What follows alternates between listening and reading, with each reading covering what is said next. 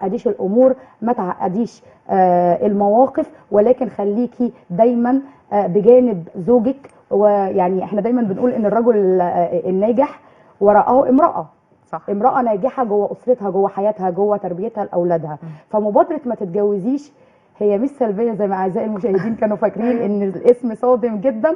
لا يا جماعة، هو اسمها مش صادم ولا حاجة، بالعكس أنا جاية أقول لك إزاي تختاري شريك الحياة، إزاي تعيشي عيشة جميلة بسيطة زوجية سعيدة مع زوجك وأولادك. طيب يا أستاذة هبة، دلوقتي في جوازات بتقف في الآخر وفي جوازات بتكمل.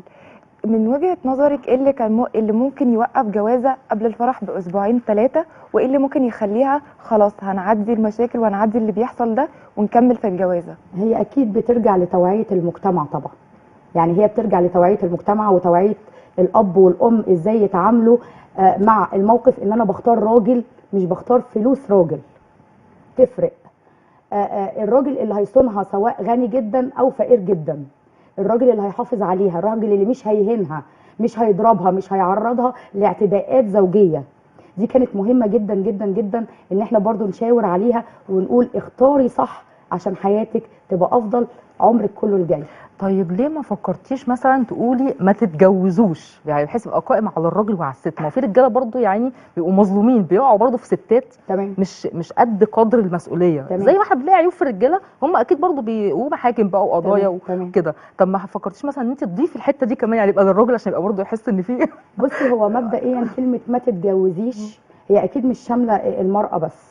يعني انا لما اجي اقول ما تتجوزيش، تمام، لان انا حاسه ان المراه هي عمود البيت، هي اللي بايديها تمتص غضب الرجل او بايديها انها تكبر المشكله.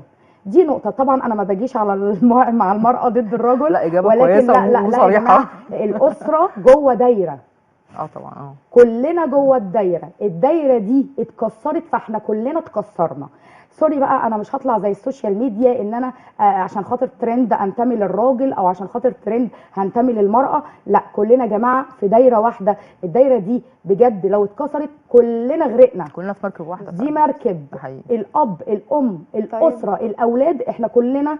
اختاري صح، ما تتجوزيش واختاري صح. لو مش هيجيلك اللي انت هتختاريه صح ما تتجوزيش. طيب من وجهة نظرك مين المسؤول على انه ينجح العلاقة والجوازة، الراجل ولا الست؟ الاثنين. بس طبعا. مين اكتر؟ في مقولة كده بتقول الرجال قوامون عن النساء، ايه رأيك فيها؟ بصي، انا يعني المقولة دي في ناس كتير قوي فاهمينها غلط.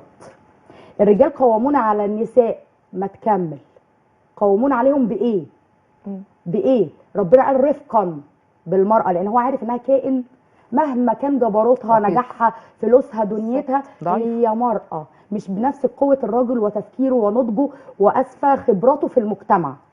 انا ممكن مواقف توقع مني حاجات كتير جدا، ولكن الراجل لو سند بجد هيجي يقول لي لا تعالي،